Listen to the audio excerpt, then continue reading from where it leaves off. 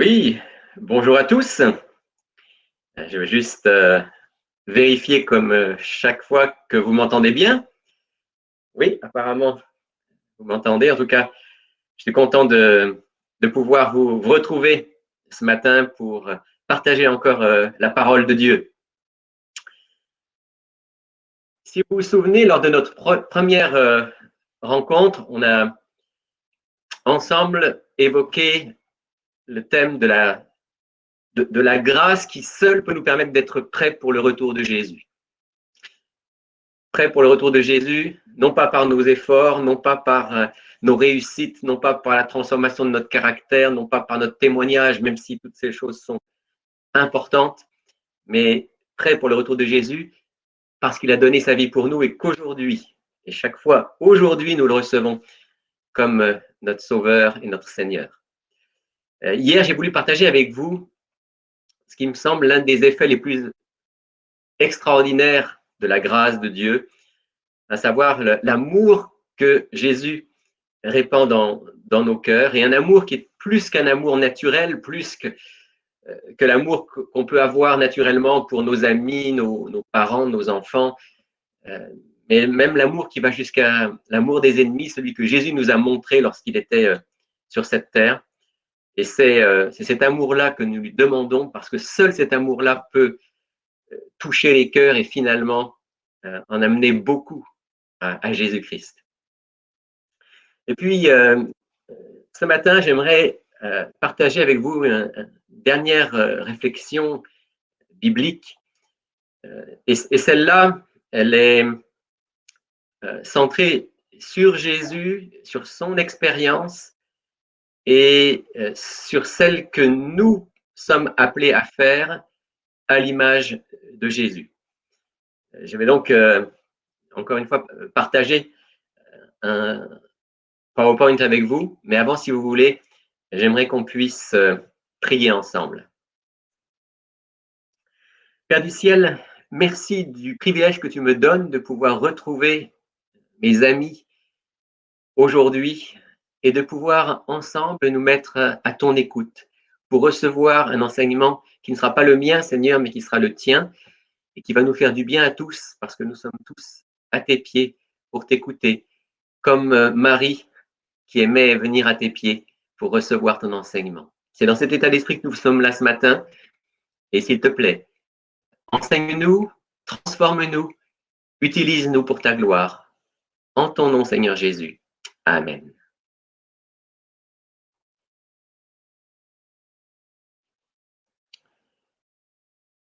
Alors ce matin, j'ai intitulé ce message « Baptiser, pourquoi faire ?» On va parler de baptême aujourd'hui d'une manière particulière et je vais commencer par une question, une autre question que celle qui est sur le titre. Et ma question est la suivante. Pourquoi Jésus a-t-il été baptisé? Alors, j'imagine que vous avez déjà réfléchi à cette question. Il est clair que Jésus n'a pas été baptisé parce qu'il avait à se repentir et parce qu'il avait besoin de recevoir le pardon divin. Chacun d'entre nous qui avons été baptisés, si nous avons été baptisés avec cette dimension que Jean le Baptiste a donnée dès qu'il a commencé à plonger les gens dans l'eau, c'est-à-dire repentez-vous, car le royaume des cieux est proche. Et c'est une expérience magnifique que de vivre cette expérience de la grâce dont nous avons parlé et de pouvoir être baptisé en signe d'alliance avec Jésus-Christ. Mais Jésus, lui, n'a pas été baptisé pour cette raison-là, puisqu'il n'avait pas à se repentir. Alors, quand on pose la question pourquoi Jésus a-t-il été baptisé, il y a plusieurs réponses qui viennent. La première, celle qu'on entend le plus souvent, c'est de dire Jésus a été baptisé parce qu'il a voulu nous donner un exemple. C'est certainement une bonne réponse. Jésus a été homme, pleinement homme, il nous a accompagnés, il nous a montré le chemin de notre vie d'être humain et il a été baptisé, donnant ainsi un exemple pour que nous aussi, nous puissions, à sa suite, être baptisé. C'est certainement une bonne réponse, mais je ne suis pas sûr que ce soit toute la réponse. On donne parfois aussi d'autres réponses. Il y en a une qui me semble tout à fait juste. Certains vont dire, oui, mais son baptême, c'était comme une préfiguration déjà du fait qu'il allait se donner sa vie et qu'il allait ressusciter. Vous savez que quand on est baptisé, on dit qu'on est plongé dans ce qu'on appelle parfois le tombeau liquide. Ça représente notre mort avec Jésus-Christ et notre résurrection, cette vie nouvelle que Dieu nous donne lorsqu'on ressort de l'eau, qui est symbolisée par le fait de ressortir de l'eau. Eh bien, oui, on peut dire aussi que Jésus, lorsqu'il a décidé d'être baptisé, a aussi, d'une manière presque prophétique, annoncé qu'il allait mourir et ressusciter pour l'humanité. C'est certainement aussi une bonne réponse et l'une des raisons pour lesquelles Jésus a été baptisé. Mais il y a, je crois, une autre réponse qui est aussi importante, si ce n'est encore plus importante. Et cette réponse, on la trouve dans l'Évangile lui-même. Et je lis avec vous dans l'Évangile selon Luc au chapitre 3, versets 20, 21 et 22. Tandis que tout le peuple se faisait baptiser, Jésus aussi fut baptisé. Et pendant qu'il priait, le ciel s'ouvrit. L'Esprit descendit sur lui sous une forme corporelle, comme une colombe. Et il vint une voix du ciel, disant, « Tu es mon Fils bien-aimé, objet de toute mon affection. » Et juste après, verset 23, Luc continue en disant, « Jésus avait environ 30 ans lorsqu'il commença son ministère. » Et je vois donc que le baptême de Jésus, c'est aussi cette consécration du Christ pour la mission, pour le ministère qui lui est confié. Et c'est, de manière claire, le baptême du Saint-Esprit. C'est-à-dire qu'à ce moment-là, d'une manière spéciale, Jésus se consacre à sa mission. Il sait que c'est le moment d'accomplir sa mission publique. Et alors qu'il se consacre à sa mission, et le baptême est un geste de consécration totale, eh bien, il reçoit de manière spéciale le Saint-Esprit. Ici, il faut quand même faire une précision, parce que beaucoup vont peut-être demander, oui, mais le Saint-Esprit, est-ce qu'il n'était pas déjà à l'œuvre dans la vie du Christ auparavant? Bien sûr que le Saint-Esprit était à l'œuvre. Jésus est né du Saint-Esprit. Donc, on peut dire que depuis sa plus tendre enfance, le Saint-Esprit a agi dans la vie de Jésus. C'est seulement par la puissance du Saint-Esprit qu'il a pu mener depuis son enfance, à travers son adolescence, sa jeunesse, à l'âge adulte, une vie sans péché, une vie qui est la seule qui puisse nous sauver. Néanmoins, bien que depuis l'origine, depuis sa naissance, Jésus ait été accompagné et imprégné du Saint-Esprit, néanmoins, on l'a lu et vous connaissez bien ce texte, au moment du baptême, eh bien, le Saint-Esprit vient d'une manière particulière sur lui. Et sans aucun doute, il vient sur lui de manière particulière parce que Jésus va commencer sa mission publique et il a besoin que le Saint-Esprit le dirige pleinement pour accomplir cette mission.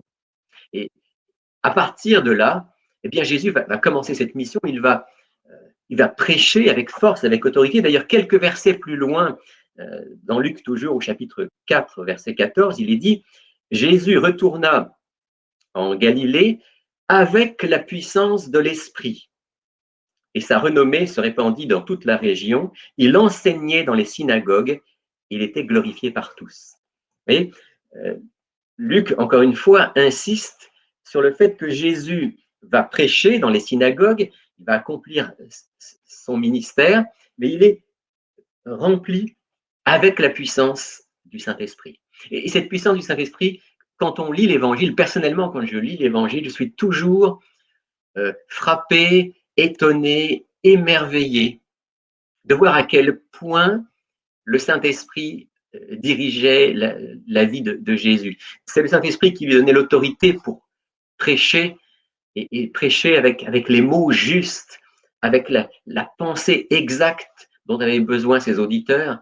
C'est le Saint-Esprit qui lui permettait aussi, lorsqu'il avait des contacts personnels avec les uns ou les autres, de savoir exactement comment s'adresser. Il ne s'est pas adressé de la même manière à la femme samaritaine qu'il s'est adressé à Nicodème ou au jeune homme riche.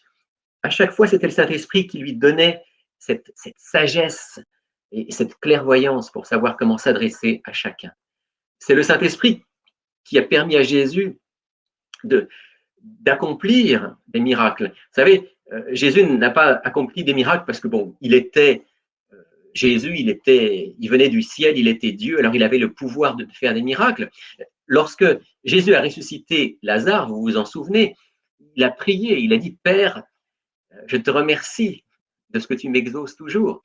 Donc, c'est sous l'influence du Saint-Esprit, par la puissance de Dieu, du Saint-Esprit, que Jésus a pu accomplir les grands miracles qu'il a accomplis sur cette terre, qui étaient des signes destinés à attirer les hommes vers lui, vers Dieu, pour que le plus grand nombre soit sauvé, soit dans son royaume. C'est encore par la puissance du Saint-Esprit que Jésus a pu aller jusqu'au bout, qu'il a pu accepter de boire la coupe dont il avait tellement humainement le désir de ne pas la boire, au point qu'il a prié, Père, s'il est possible que cette coupe s'éloigne de moi. Mais sous l'influence du Saint-Esprit, sous la conviction du Saint-Esprit, eh bien, Jésus est allé jusqu'au bout, il a accompli l'acte qui nous sauve. Gloire à Dieu, gloire à Jésus pour cela. C'est encore le Saint-Esprit qui était à l'œuvre lorsque Jésus est ressuscité et qu'il a ainsi manifesté la victoire qui était la sienne, la victoire qu'il avait obtenue à la croix. Et donc, du début à la fin de la vie de Jésus, et spécialement du début à la fin du ministère du Christ, on voit qu'il est rempli du Saint-Esprit. Il a été baptisé du Saint-Esprit, c'est comme le début de cette mission, de ce ministère. Et tout au long de son ministère, il va être rempli du Saint-Esprit. Et j'aime cette citation d'Ellen White dans le livre Les paraboles de Jésus, où elle écrit ceci. Le Christ recevait continuellement du Père ce qu'il communiquait aux hommes. La parole que vous entendez n'est pas de moi, disait-il, mais du Père qui m'a envoyé. Le Fils de l'homme est venu non pour être servi, mais pour servir. C'est pour les autres et non pour lui-même qu'il a vécu, médité et prié. Après des heures passées en communion avec Dieu, il apportait quotidiennement la lumière divine aux hommes. Chaque jour, il recevait un nouveau baptême du Saint-Esprit. J'ai souligné cette phrase parce qu'elle me semble tellement importante par rapport à cette compréhension du baptême du Saint-Esprit. Jésus n'a pas été baptisé du Saint-Esprit à l'âge de 30 ans et puis c'était fait une fois pour toutes. Chaque jour, il recevait un nouveau baptême du Saint-Esprit. De grand matin, l'Éternel le tirait de son sommeil et oignait son âme et ses lèvres de grâce afin qu'il puisse la communiquer à d'autres. Les paroles qu'il prononçait lui étaient inspirées directement du ciel pour encourager en temps opportun les faibles et les opprimés. Alors, vous voyez, cette situation est importante parce qu'elle nous rappelle d'abord que le baptême du Saint-Esprit, c'est une affaire quotidienne. Être rempli du Saint-Esprit, c'est quelque chose que Dieu nous invite à vivre chaque jour. Et puis, ça nous rappelle aussi que ce baptême du Saint-Esprit, il est donné pour une raison précise. Jésus a été baptisé du Saint-Esprit juste avant de commencer sa mission publique.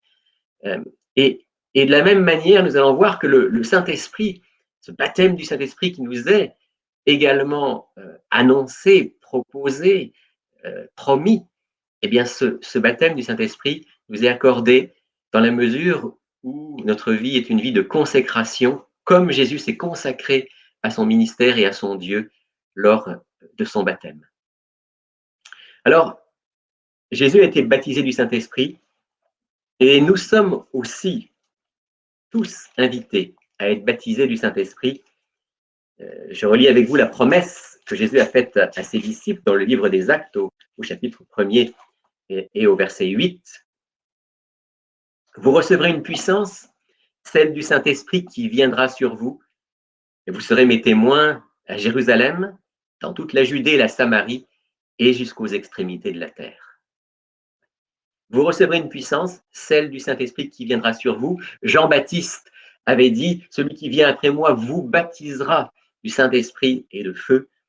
C'est bien de cela dont Jésus parle ici, ce qu'il annonce à ses disciples. Et je voudrais refaire juste un parallèle avec Jésus. On disait, Jésus, avant qu'il ait été baptisé du Saint-Esprit, au moment de son baptême d'eau, il était déjà sous l'influence du Saint-Esprit.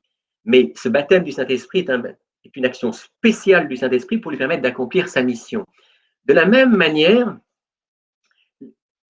les disciples avaient déjà vécu un bon nombre de choses pendant les 3 ans et demi qu'ils ont passé avec Jésus sous l'influence du Saint-Esprit.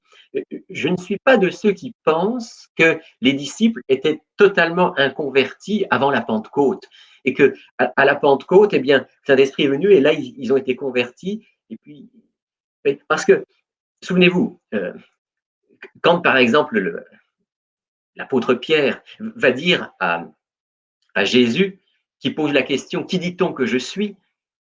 Il va dire, tu es le Christ, le Fils du Dieu vivant.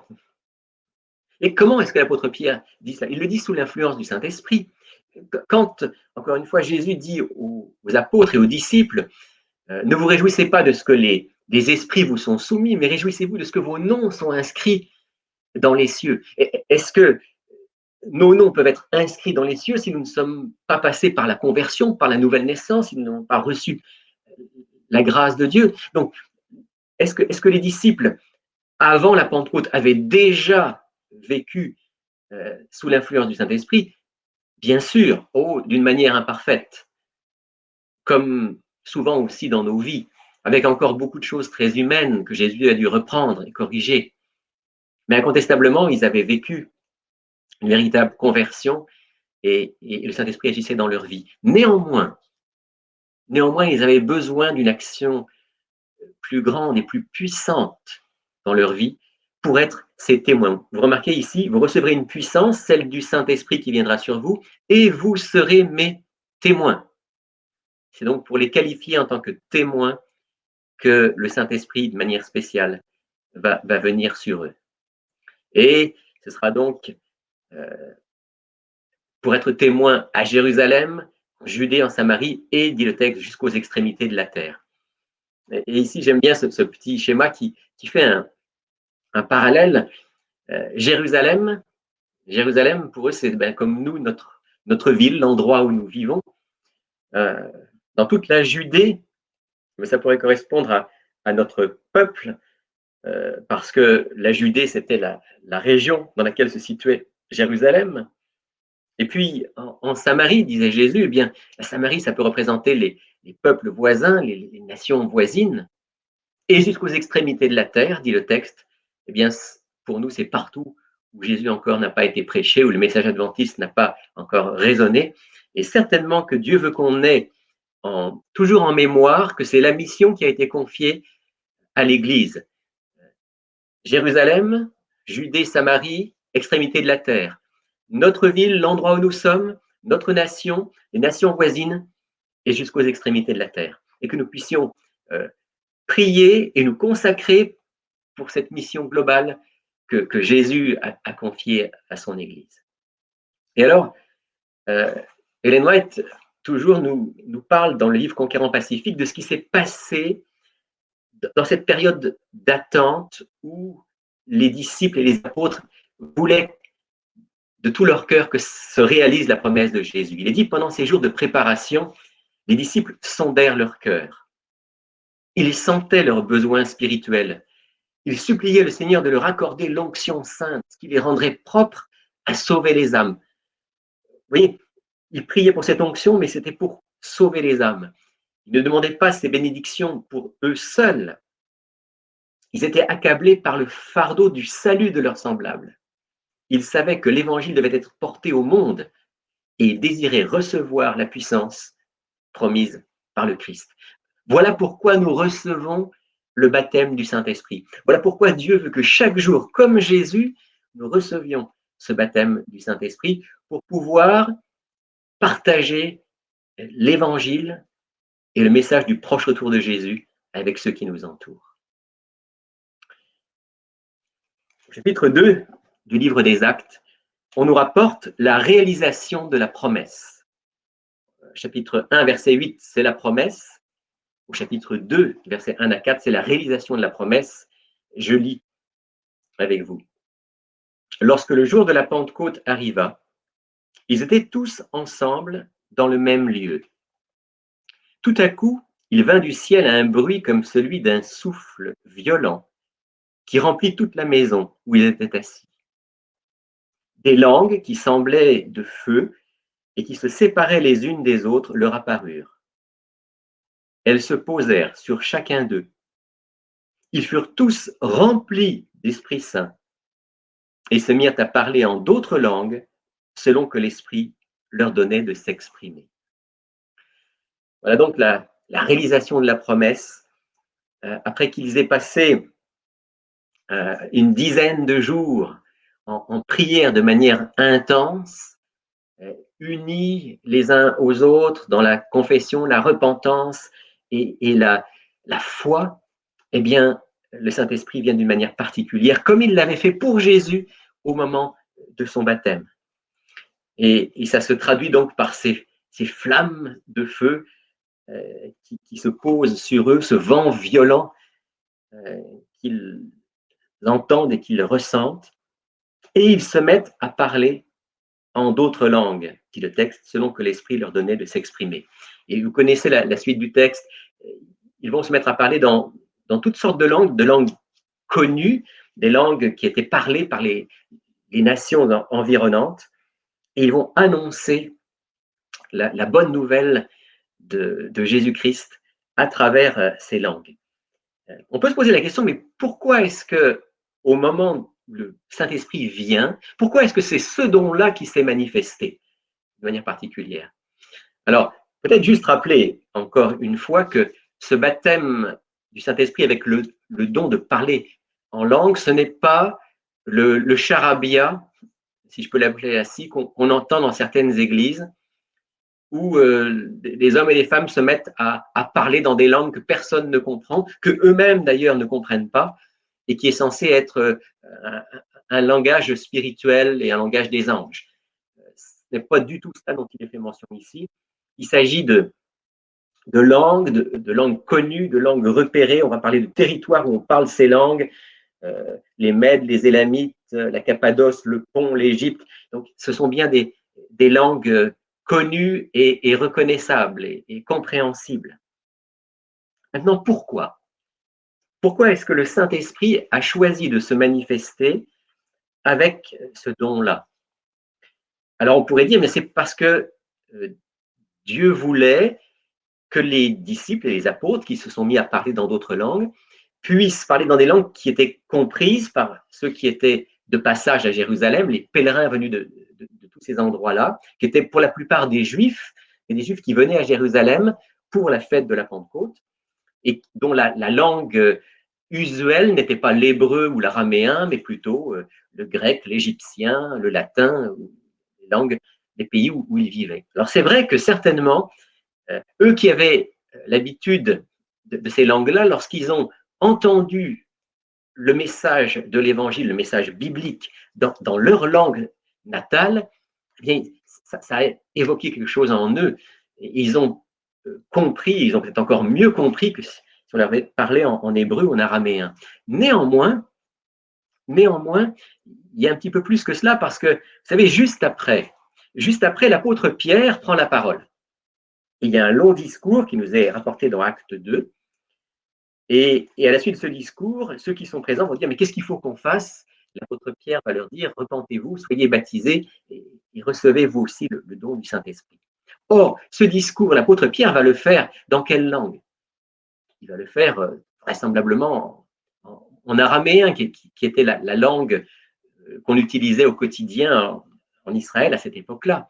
Et il semble que tous ceux qui sont là comprennent. Ce qui veut dire que le fait de parler dans diverses langues n'était pas absolument indispensable pour que les gens qui étaient là comprennent le message. Par contre, le fait que les apôtres et les disciples parlent dans ces diverses langues était un signe. C'était le signe que désormais, l'évangile n'était plus limité au peuple juif, mais qu'il était destiné à toutes les nations et à toutes les langues. Et ces juifs venus d'un peu partout, qui venaient à Jérusalem et qui habituellement entendaient la parole de Dieu en hébreu, parce qu'on lisait la Bible en hébreu, d'un seul coup entendent le message biblique et le message de l'évangile dans d'autres langues. Et ça devient un signe pour eux que Dieu est en train de leur dire, ce Jésus dont vous parlent ceux qui parlent dans votre langue, ce Jésus, il est venu pour toutes les nations. Il est venu pour que toutes les nations soient sauvées. Et malgré ce signe extraordinaire de la Pentecôte, vous savez bien, si vous avez lu le livre des Actes des Apôtres, que les disciples et les apôtres n'ont pas compris tout de suite le message. Il a fallu du temps, il a fallu des expériences avec la Samarie, avec Corneille, le centurion romain, pour que finalement, eh bien, les apôtres, les disciples, toute l'Église reconnaissent que ce message et ce salut étaient bien destinés à toutes les nations. Mais c'était ça que le Saint-Esprit voulait dire d'une manière forte, d'une manière extraordinaire à tous ceux qui étaient présents. Et alors, baptisés du Saint-Esprit, voilà que les apôtres et les disciples vont partager la bonne nouvelle. Et vous savez que à cette époque, dans ce premier siècle, eh bien, la bonne nouvelle va être partagée avec puissance à travers tout l'Empire romain et même au-delà de l'Empire romain, à tel point que l'apôtre Paul pourra dire dans une de ses épîtres que l'évangile a été prêché au monde entier. Alors, on s'entend, quand il dit cela, pour lui, c'était le monde connu, et le monde connu, c'était essentiellement l'Empire romain. Mais c'est quand même extraordinaire qu'en une génération, sous l'influence du Saint-Esprit, eh bien, le message de l'Évangile ait pu être partagé aussi fortement dans toute cette région. Maintenant, je vais vous faire remarquer qu'au chapitre 4 du livre des Actes, on trouve un épisode dans lequel on trouve une sorte de renouvellement du baptême du Saint-Esprit.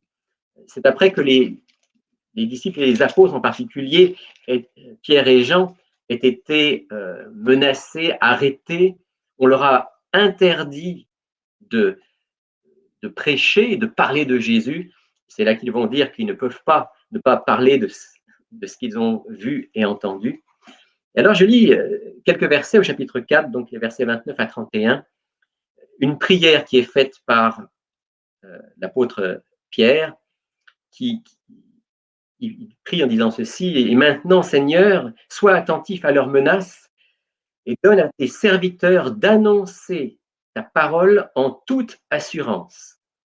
Étends ta main pour qu'il se produise des guérisons, pour qu'il se produise des signes et des prodiges par le nom de ton saint serviteur Jésus. Quand ils eurent prié, le lieu où ils étaient assemblés trembla.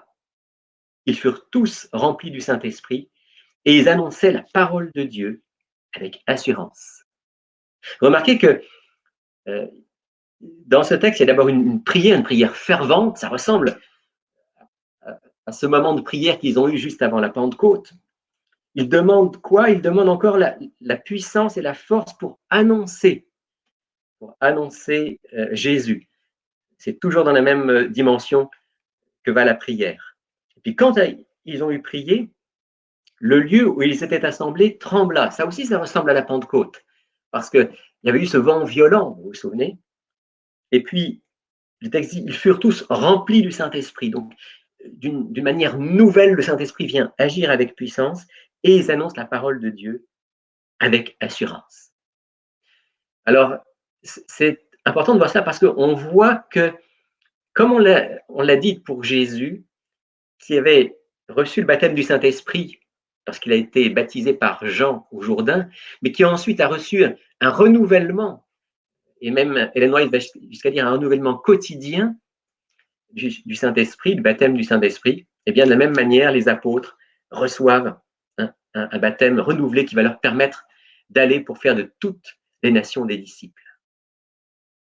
Et je veux lire maintenant cette citation du livre Conquérant Pacifique, qui est une invitation pour chacun d'entre nous. Le temps n'a rien changé à la promesse du Christ d'envoyer son représentant, le Saint-Esprit.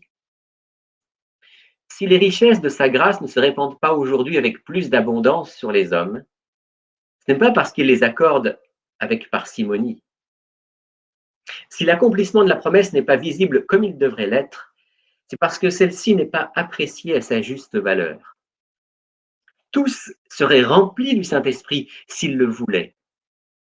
Partout où le besoin de l'Esprit est méconnu, on constate une sécheresse spirituelle, les ténèbres, le déclin et enfin la mort.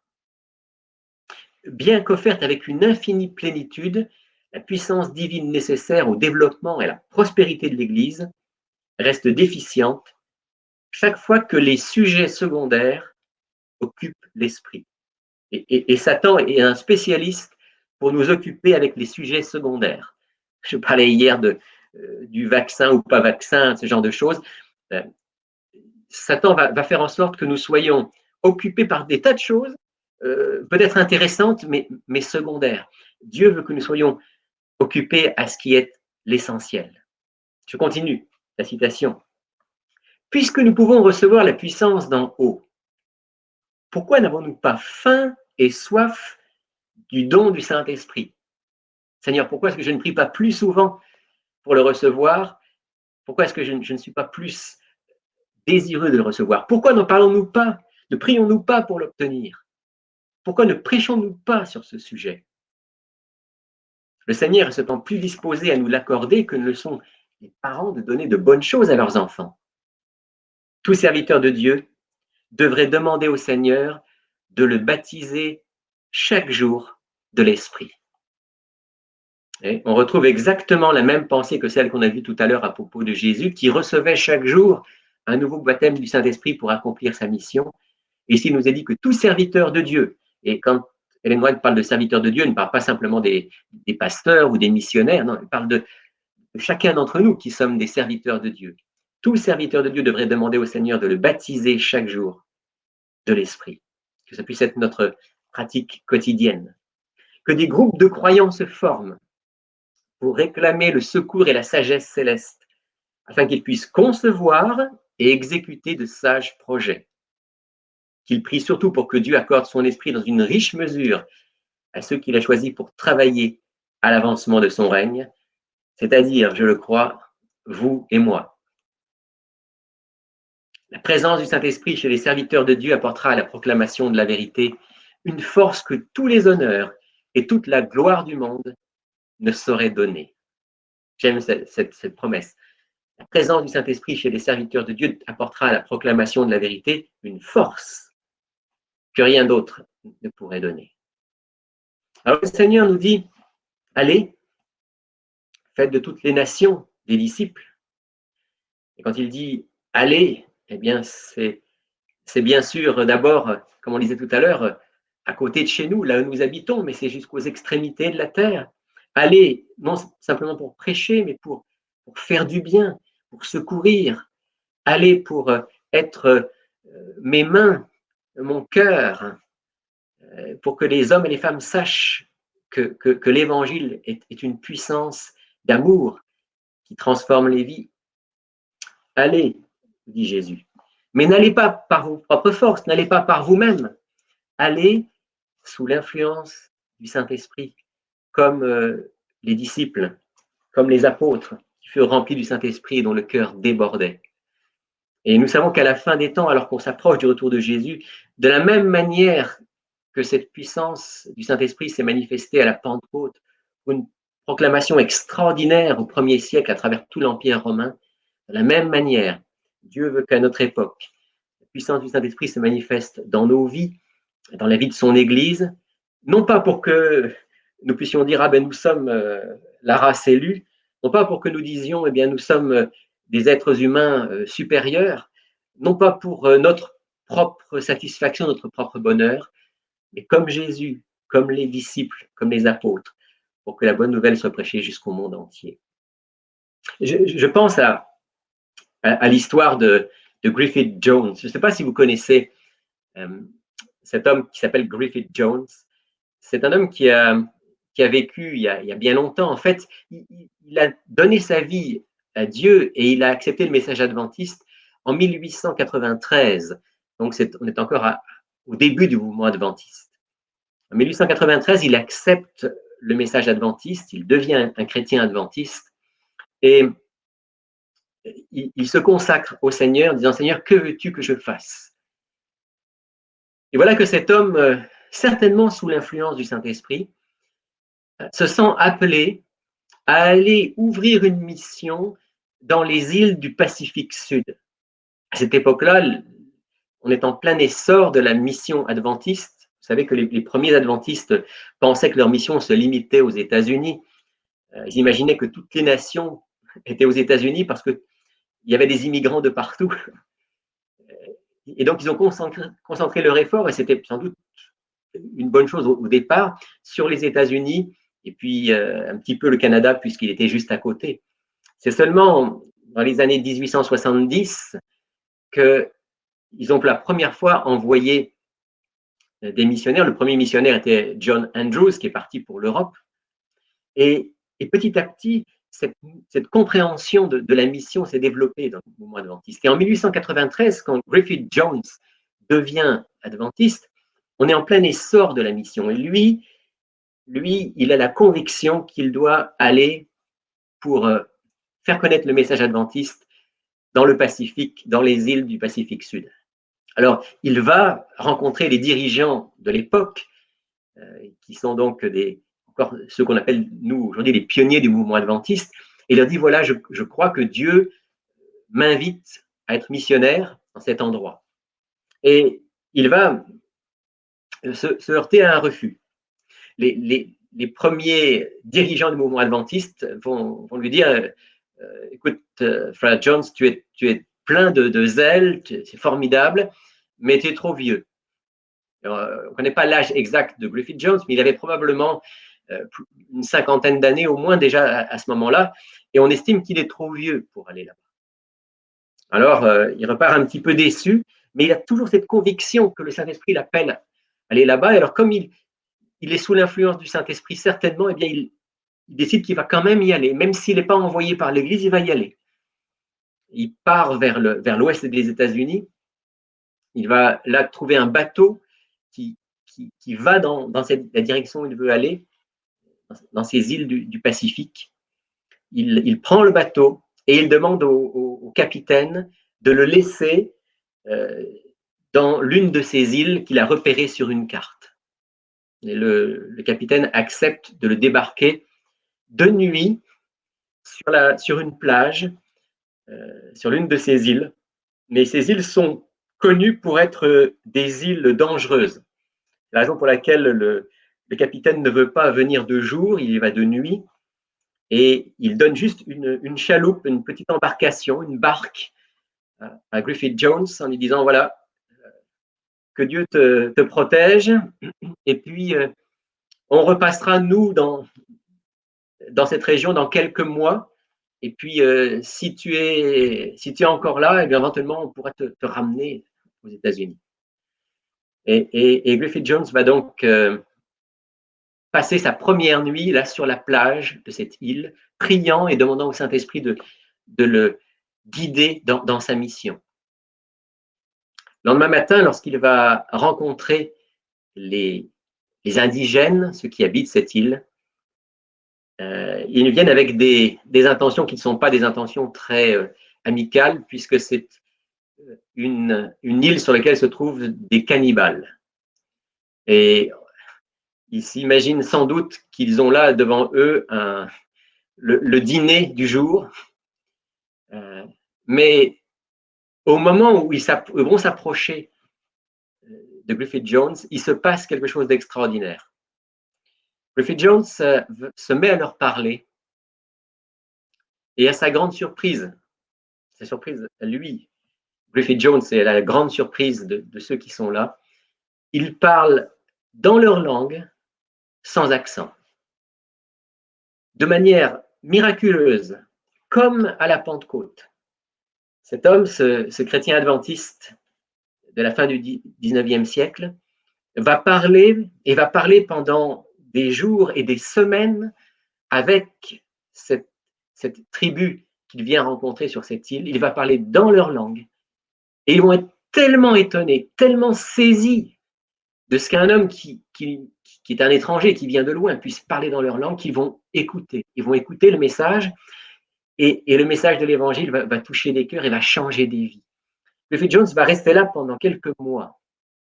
Et pendant ces quelques mois, il va amener les hommes et les femmes à la conversion. L'Esprit de Dieu, plus exactement, va amener à la conversion à travers Griffith Jones des dizaines et des dizaines de ces indigènes. Et lorsque, quelques mois plus tard, le bateau va repasser et que Griffith Jones va faire signe qu'il est là et que finalement il va monter dans le bateau, il va retourner aux États-Unis. Et là, il va retourner voir les dirigeants du mouvement adventiste de l'époque, la conférence générale organisée depuis pas si longtemps. Et là, il va frapper à la porte, il va dire « Coucou, c'est moi, Griffith Jones, vous vous souvenez de moi ?» Eh bien, j'y suis allé dans les îles du Pacifique Sud. Et j'ai besoin de vous maintenant, j'ai besoin qu'un pasteur vienne avec moi parce que j'ai plusieurs dizaines de personnes qui veulent être baptisées.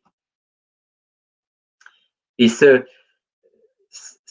acte un peu fou, apparemment, sera le début des missions adventistes dans cette région du monde. Sous l'influence du Saint-Esprit qui a qualifié cet homme qu'on pensait trop vieux et pas assez formé pour être le premier missionnaire adventiste dans les îles du Pacifique Sud. Je crois qu'aujourd'hui encore, le Seigneur veut nous surprendre. Le Seigneur veut faire bien au-delà de ce que nous pouvons imaginer. Oh, ce ne sera pas toujours avec un miracle comme celui que je viens de raconter, bien que Jésus va faire des miracles étonnants à la fin des temps pour toucher les cœurs. Mais ce sera toujours avec la puissance, une puissance de conviction, une puissance de conversion, une puissance de transformation. Et si je partage ce message avec vous aujourd'hui, c'est parce que j'ai la conviction que j'ai besoin, que nous avons besoin, chaque jour, davantage de prier pour recevoir ce baptême du Saint-Esprit que Jésus recevait chaque jour et par lequel il a eu la puissance d'accomplir sa mission. Nous n'avons pas la mission de Jésus, sa mission était unique, il est le seul sauveur, mais il nous a confié et il nous confie chaque jour une mission. Et cette mission, c'est que la bonne nouvelle puisse être prêchée dans notre région, dans notre nation, dans les nations environnantes et jusqu'aux extrémités de la terre. Nous en sommes incapables, vous et moi, nous en sommes incapables, il faut bien qu'on le reconnaisse, qu'on sache qu'on est vraiment complètement insuffisant pour cette mission. Mais Jésus a promis, il a dit, vous recevrez une puissance, celle du Saint-Esprit qui viendra sur vous, et vous serez mes témoins jusqu'aux extrémités de la terre. Faisons de cette promesse notre promesse et demandons-lui chaque jour de nous remplir de son Saint-Esprit. Et si vous voulez bien, j'aimerais prier avec vous maintenant en ce sens.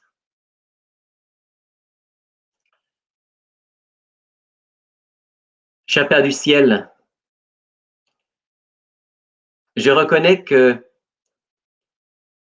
trop souvent dans ma vie, j'ai essayé d'accomplir la mission que tu m'as confiée avec mes propres forces. Et je t'en demande pardon, Seigneur. Mais je reconnais aussi qu'à chaque fois que je t'ai laissé pleinement agir, tu t'es manifesté avec puissance. Et je te rends gloire pour cela.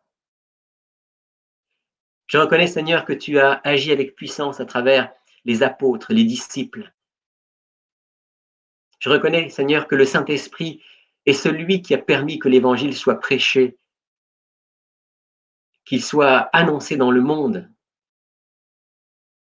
Et encore aujourd'hui, Seigneur, il y a des régions de ce monde où on ne te connaît pas.